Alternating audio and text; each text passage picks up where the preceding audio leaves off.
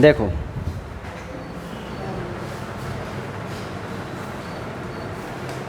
जो वेन आरेख है, हम लोगों को जो पढ़ना है वेन आरेख, वेन आरेख,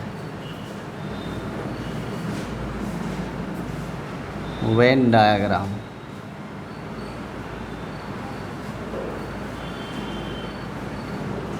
वेन आरेख, ठीक है।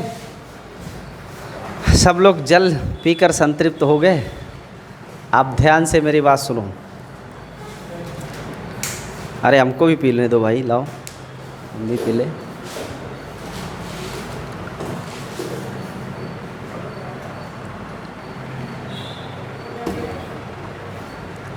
देखो वेन डायग्राम बनाते किसका है, वेन आरेख होता क्या। वेन तो वैसे ये वैज्ञानिक का नाम है, गणितज्ञ था जिसने मेथड अपनाया था कि कैसे हम समुच्चय को दर्शाएं।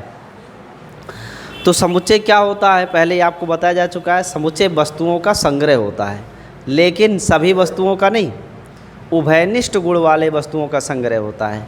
जैसे मैंने आपसे बताया था कि अगर हमने ऐसे लिखा ए ई आई ओ यू, तो ये समुच्चय है।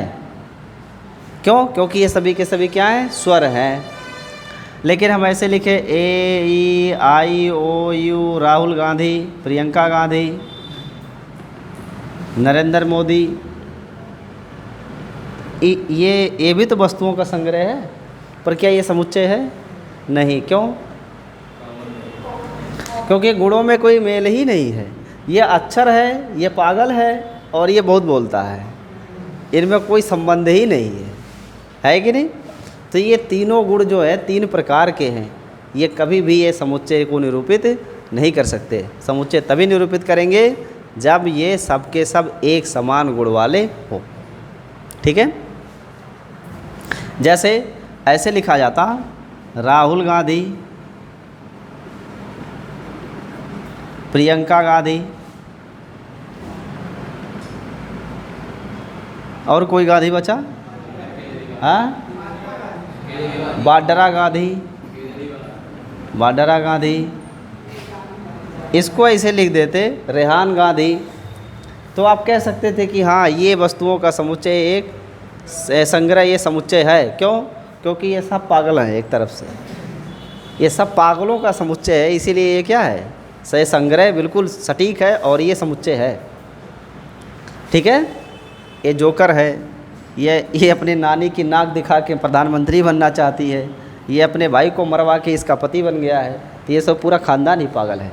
तो ये पागलों का संग्रह है, इसलिए इसे हम कह सकते हैं कि ये क्या है, समुच्चय है। लेकिन इनके साथ मिला देने पे ये समुच्चय नहीं रह जाएगा। मिला के आप इतना सा समझो कि समुच्चय वह होते हैं, वस्तुओं के संग्रह होते हैं, लेकिन उन वस्तुओं के अंदर क्या होना चाहिए, उभयनिष्ठ गुण होना चाहिए। अगर वस्तुओं में उभयनिष्ठ गुण नहीं है तो वो समुच्चय नहीं बनेगा। इस उदाहरण से तो ज़्यादा बढ़िया समझ गए होंगे। अब इसके बाद देखते हैं कि समुच्चय को लिखते कैसे हैं। तो समुच्चय को लिखने की दो विधि है, एक तालिका विधि है और एक है आपका गुण विधि। तालिका विधि में क्या करते हैं, सारे अवयवों को लिखते हैं, जितने अवयव होते हैं उन सबको लिख देते हैं।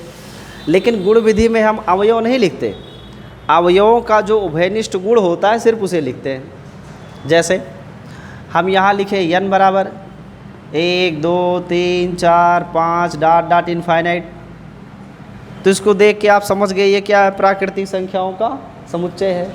तो इसमें हमने 1 2 3 4 ये सब अवयव लिख दिया, तो ये तालिका विधि बन गई। बट इसी चीज़ को हम गुण विधि में लिख सकते थे, केवल प्रॉपर्टी लिख देते, x is element of n, x is such that एक प्राकृतिक संख्या है,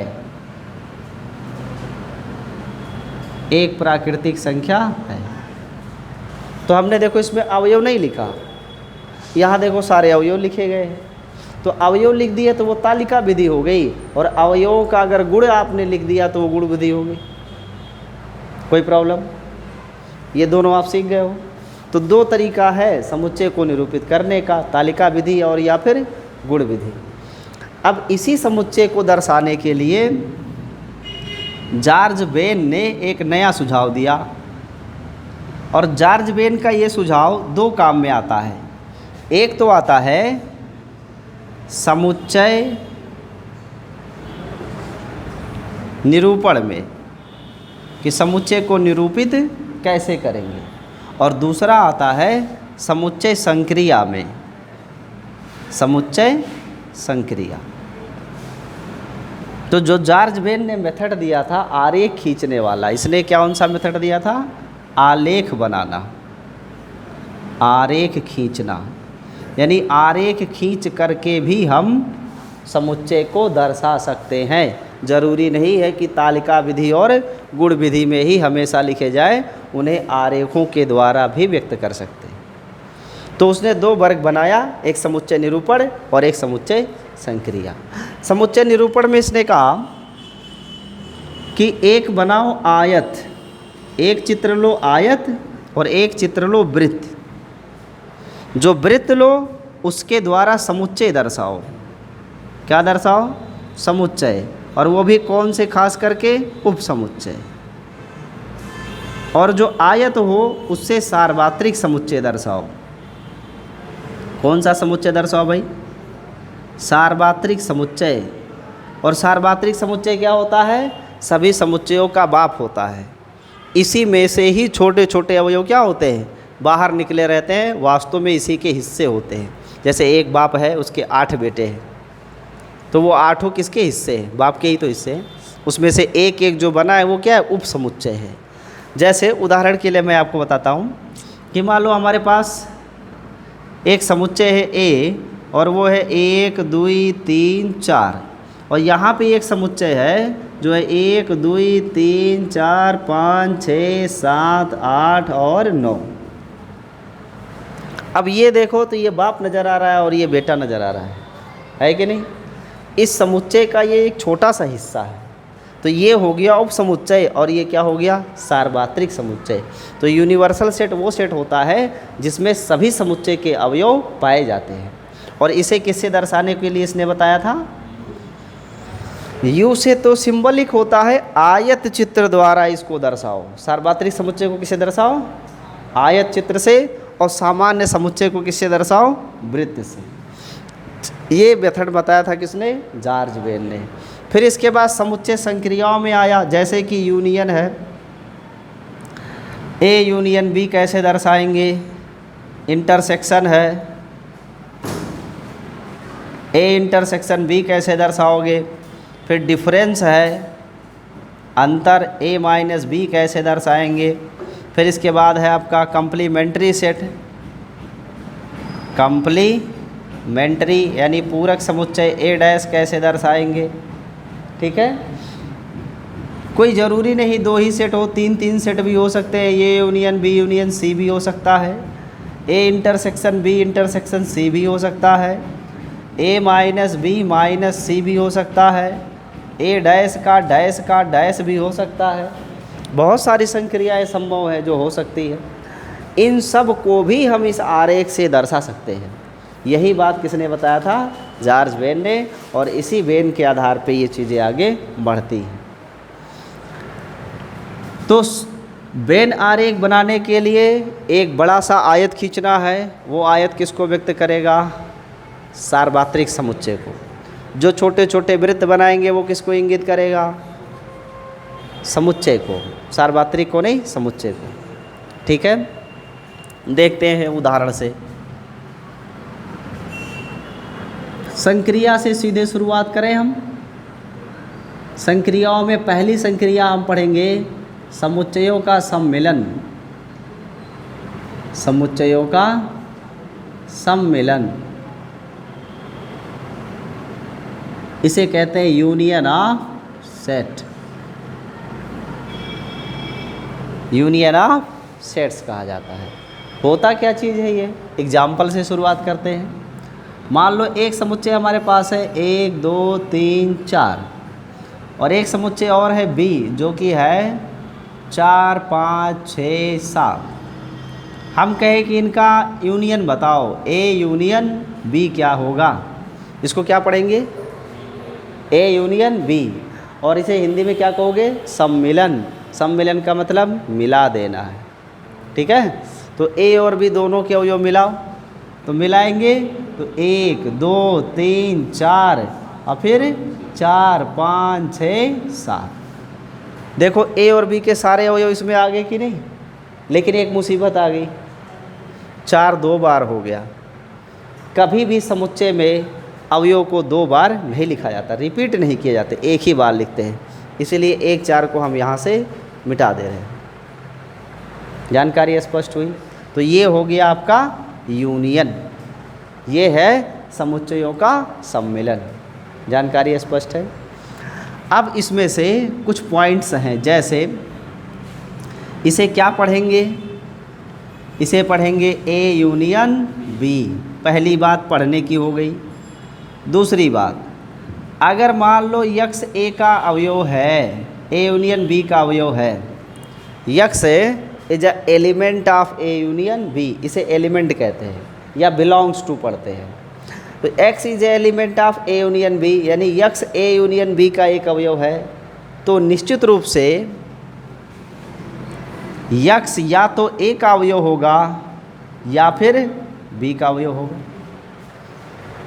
जैसे यहाँ देखो, ये जो 1 2 3 4 5 आप देख रहे हो, ये यूनियन में भी तो है कि नहीं यूनियन में? तो ये यूनियन में है क्यों? क्योंकि ये एक्स में था। 4 5 6 यहाँ देख रहे हो, क्यों देख पा रहे हो? क्योंकि ये बी में था। तो अगर यूनियन में कोई अवयव है तो निश्चित है वो अवयव ए और बी दोनों में रहा होगा। तो अगर एक्स अवयव ए यूनियन बी का है तो यक्स ए का भी अवयव होगा और यक्स बी का भी अवयव होगा। जानकारी स्पष्ट है? तीसरी बात,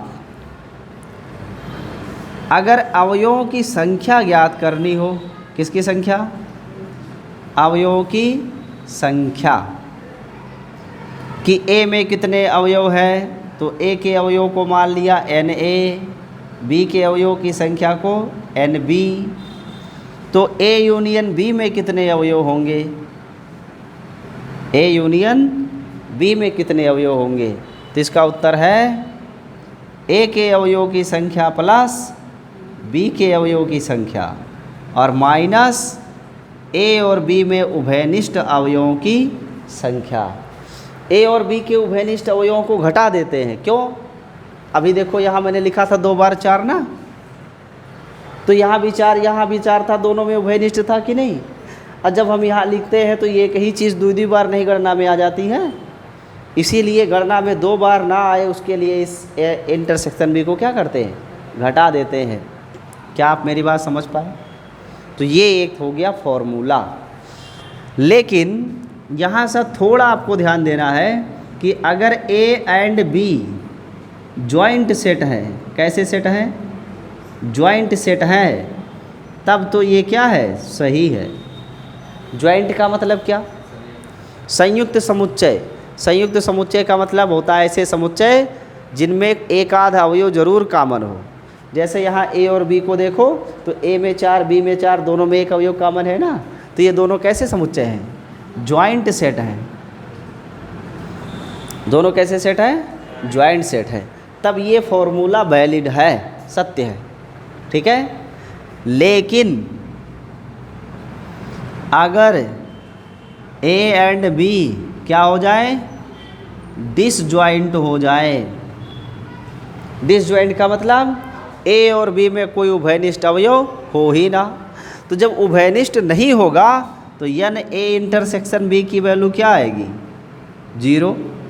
भाई कोई अवयव उभयनिष्ठ ही नहीं है तो उभयनिष्ठ अवयवों की संख्या क्या हो गई? 0।